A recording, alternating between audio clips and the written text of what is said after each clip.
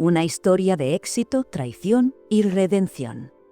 Loquillo y Sabino Méndez fueron el dúo más explosivo del rock español, hasta que todo estalló. Drogas, egos, silencios y un reencuentro impensado.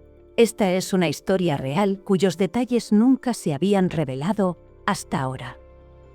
Aquel pacto no estaba escrito, pero era más fuerte que cualquier contrato. Dos almas con hambre de escenario, con un ego que rayaba lo insoportable, se unieron como dinamita y mecha. Así nació una de las alianzas más intensas, polémicas y desgarradoras de la historia del rock en España. Loquillo y Sabino Méndez. Uno era el rostro, la furia, el espectáculo. El otro, la pluma afilada, el cerebro detrás de la banda sonora de toda una generación. Juntos crearon un monstruo que arrasó con todo a su paso. Pero nada que arde con tanta intensidad puede durar para siempre, y lo que comenzó como un matrimonio artístico perfecto terminó siendo un campo de batalla envenenado por la ambición, la adicción y el orgullo. ¿Qué recuerdas de esta guerra entre dos grandes de la música? Es hora de que compartas tu opinión en los comentarios y participa en el debate. No olvides suscribirte para recibir nuestro contenido diario y compartir este video. La historia comenzó en el hervidero cultural que fue la Barcelona de los años 80. En los barrios donde la rebeldía se respiraba como el humo de los cigarrillos en los bares, Loquillo ya destacaba por su imponente presencia. Alto, desafiante.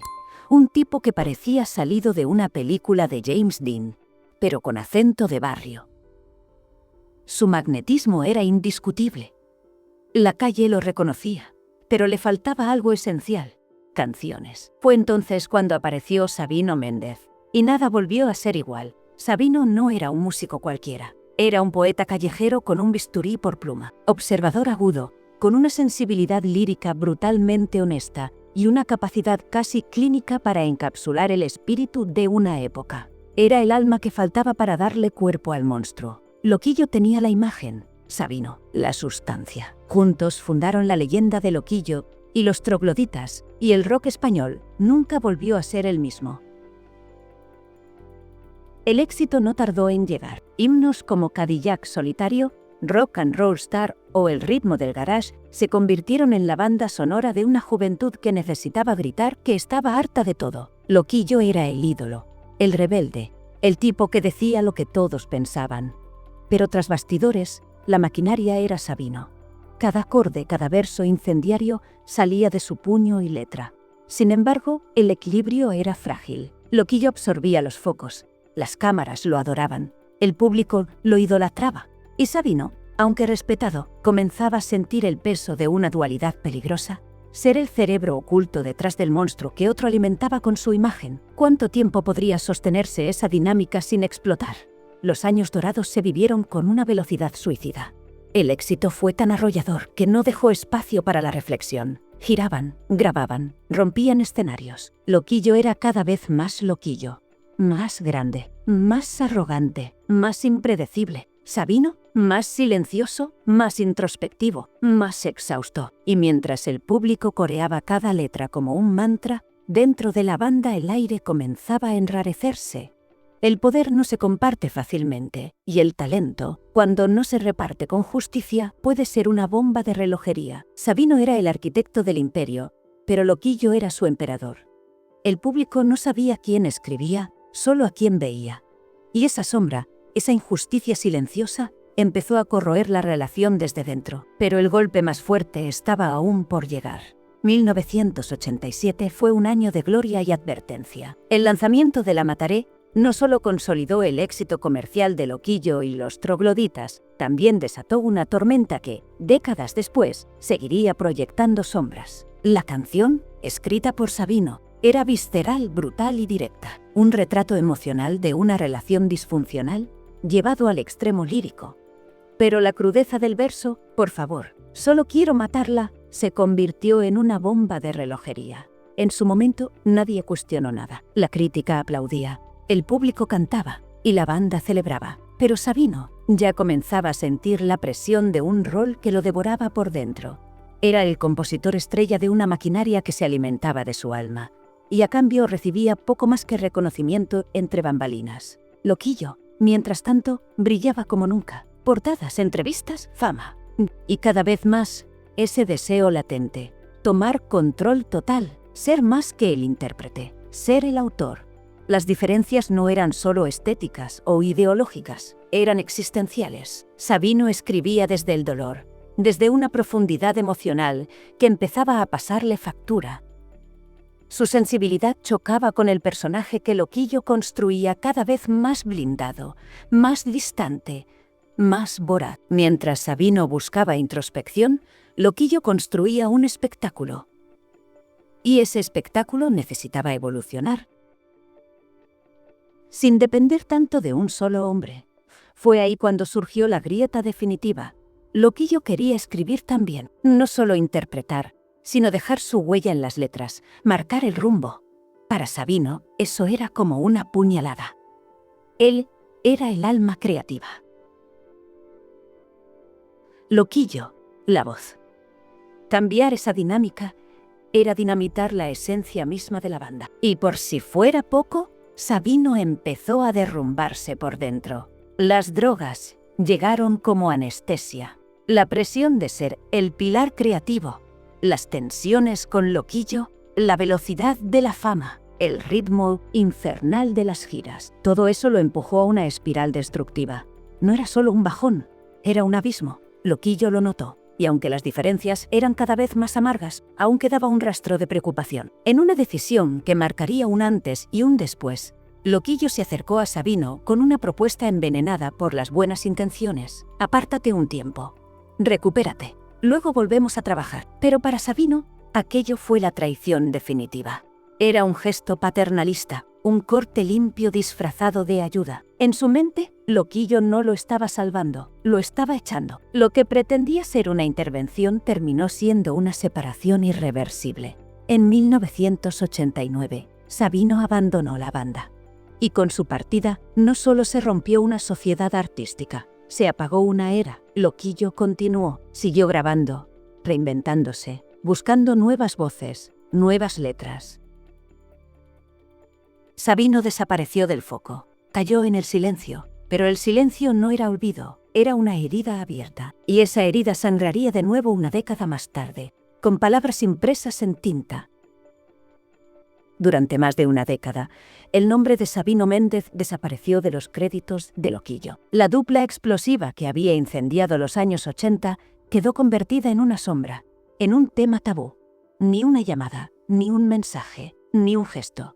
Solo un abismo entre dos hombres que una vez compartieron el alma del rock español.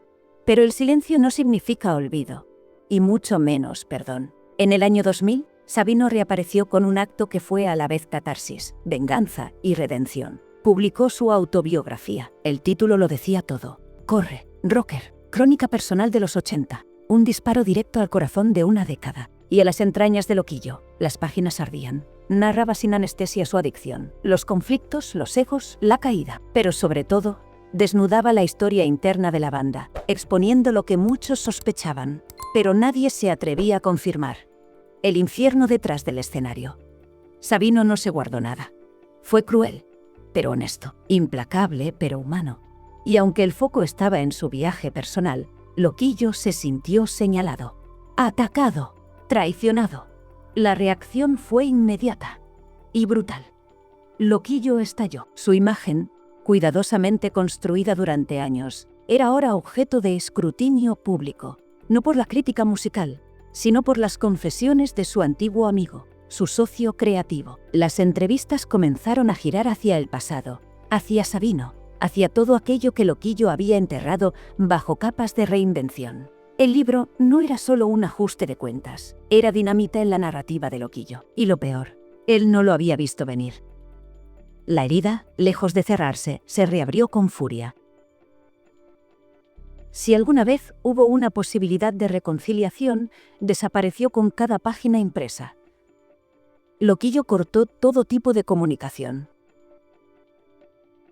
Para él, aquel libro fue una traición definitiva, una exposición pública de su intimidad sin su consentimiento. Un acto imperdonable, pero Sabino no se detuvo ahí. En 2006, tan solo 6 años después de haber incendiado el pasado con su autobiografía, tomó otra decisión que avivó aún más el fuego. Cedió la base instrumental de una de las canciones más icónicas de su repertorio, el ritmo del garage, al partido político Ciutadans para su campaña electoral. Fue un movimiento legal, sí, pero emocionalmente fue otra bomba. Loquillo se enteró por la prensa. Su imagen, su voz, su legado, asociado ahora con un partido político al que jamás había respaldado. Fue una afrenta directa, aunque Sabino tuviera el derecho legal, como autor. Pero en la música, como en la vida, la ley no lo es todo. Está la ética, la lealtad, la memoria compartida. Loquillo respondió con furia, pública, cruel, impulsiva. La canción, que tanto había significado para ambos, se convirtió en un nuevo campo de batalla. Una vez más, no era solo una cuestión de derechos. Era un tema de control, de orgullo, de legado. El mensaje era claro. La grieta entre ellos no solo seguía abierta, se ensanchaba cada vez más. Y sin embargo, contra todo pronóstico, algo inesperado empezó a gestarse. En las sombras de ese caos, en los restos de una guerra sin tregua, comenzaba a nacer el germen de una reconciliación. Pero aún faltaba el momento exacto, la chispa. Y esa chispa vendría de la forma más inesperada. El cine. Nadie lo hubiera imaginado. Nadie. Después de décadas de distanciamiento, de declaraciones cruzadas, de libros hirientes y canciones envueltas en polémica, Loquillo y Sabino volvieron a hablar. Pero no fue una llamada amistosa ni un café para recordar viejos tiempos. Fue el arte, otra vez, el que los empujó a encontrarse. La semilla del reencuentro se plantó cuando surgió la idea de llevar al cine Corre, Rocker, la misma autobiografía que había dinamitado su relación. Una paradoja brutal. El libro que los separó ahora los volvía a reunir. Pero esta vez, el escenario era diferente. Ya no eran los chicos furiosos de los 80. El tiempo había hecho lo suyo. Las cicatrices seguían ahí, pero algo había cambiado. Quizá era madurez, quizá cansancio, o tal vez el reconocimiento tácito de que había algo entre ellos que ni el odio había podido destruir. Loquillo aceptó hablar, Sabino también. No hubo abrazos. No hubo disculpas públicas, solo una conversación larga, incómoda, cargada de silencios y de verdades. Por primera vez, se miraron como lo que realmente eran, dos sobrevivientes de una guerra que ellos mismos habían desatado. Y poco a poco, lo imposible empezó a suceder.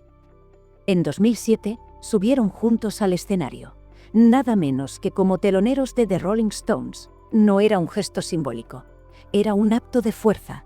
Una declaración. Dos leyendas españolas reconciliadas frente a la banda más grande del planeta. El público enloqueció. Los medios hablaron de milagro. Pero en el fondo, se trataba de algo más íntimo, una segunda oportunidad. A partir de ese momento, la reconstrucción fue lenta, pero firme. No buscaron replicar lo que fueron. Sabían que aquello ya no existía. Esta vez, estaban dispuestos a crear algo nuevo, desde otro lugar, más igualitario, más honesto, sin disfraces. Sabino volvió a escribir, no con la obsesión de dominar, sino con la libertad de aportar. Loquillo abrió el espacio, no desde el control, sino desde la gratitud. Colaboraron en Balmoral, 2009, un disco que recuperaba algo de aquella mística de antaño, pero con una nueva profundidad. Las letras dolían, sí, pero también sanaban. Eran de dos hombres que habían vivido lo suficiente como para entender que el rencor no compone canciones, que la rabia no llena estadios. Y entonces llegó el punto más alto, La nave de los locos, 2012. Un disco conjunto. No de Loquillo con Sabino detrás, no de Sabino con Loquillo cantando. Era un trabajo de los dos, un renacimiento, una celebración, un acto de redención convertido en vinilo. Las letras hablaban de dolor, de nostalgia, de orgullo, de redención. Era su historia codificada en música. Y el público, que nunca los olvidó, respondió con una ovación que cerraba el círculo. Los medios lo llamaron reconciliación histórica. Pero para ellos, simplemente fue justicia poética. Habían vuelto, no como antes, sino mejor. La nave de los locos no fue solo un álbum. Fue un manifiesto, la confirmación de que, pese a todo lo que habían vivido, las adicciones, las traiciones, los silencios, Loquillo y Sabino Méndez aún podían construir algo juntos. ya no como líder e instrumentista, ya no como estrella e ideólogo. Ahora eran dos hombres con cicatrices, pero con un mismo propósito: hacer música desde la verdad. Y esa verdad se notaba. El público lo sintió. La crítica lo reconoció. Ya no eran los rockers adolescentes de los 80 ni los íconos peleados de los 90. Eran dos artistas completos, conscientes de su historia y de su lugar en ella. Dos supervivientes que entendieron que su fuerza no estaba en ganar batallas uno contra otro, sino en hacer las paces con su historia y compartir el botín. Un legado inmortal. Tras La nave de los locos, Sabino siguió colaborando en algunos trabajos con Loquillo, como si de pronto el tiempo perdido empezara a saldarse, canción tras canción. No se trataba de una vuelta atrás, sino de una evolución. Loquillo, que en sus años de oro se había resistido a compartir créditos, ahora abrazaba la idea de un trabajo verdaderamente conjunto. Sabino, por su parte, había dejado atrás el rol del autor dominante para convertirse en un colaborador lúcido, potente, pero más libre. La jerarquía de antaño desapareció. Ya no había un amo y un arquitecto, había socios, amigos quizás, o algo aún más íntimo, hermanos de guerra. Loquillo continuó su carrera con fuerza. Supo adaptarse, reinventarse, mantenerse relevante en un panorama musical que había cambiado por completo, y Sabino, alejado de los focos, se convirtió en una especie de sabio silencioso del rock español. Más allá de las canciones, de las giras y de los libros, dejó un legado invisible pero profundo. El de la dignidad creativa, el del perdón madurado con el tiempo, el de la lealtad recuperada. Hoy, mirar atrás es inevitable, y al hacerlo, la historia de Loquillo y Sabino Méndez se erige como una de las más intensas, complejas y humanas del panorama musical español. Una relación que lo tuvo todo: gloria, ego, traición, caída y resurrección, porque si algo demuestra esta historia es que ni la fama, ni el éxito, ni el rencor, ni siquiera el paso implacable del tiempo pueden destruir lo que se construyó desde lo más profundo. Loquillo y Sabino no solo fueron la banda sonora de una generación. Fueron la prueba viviente de que los lazos más fuertes no siempre son los más fáciles, y que el arte, cuando es auténtico, puede ser el puente que une incluso lo que parecía irremediablemente roto. Su historia no es una leyenda porque terminó bien, es una leyenda porque, a pesar de todo, no terminó mal. Atención, no te vayas. A continuación te aparecerán en la pantalla más videos sugeridos que te van a gustar. Y recuerda, los secretos escandalosos están en Cotilleos de los Famosos, tu canal de YouTube. Muchas gracias por haber llegado hasta aquí.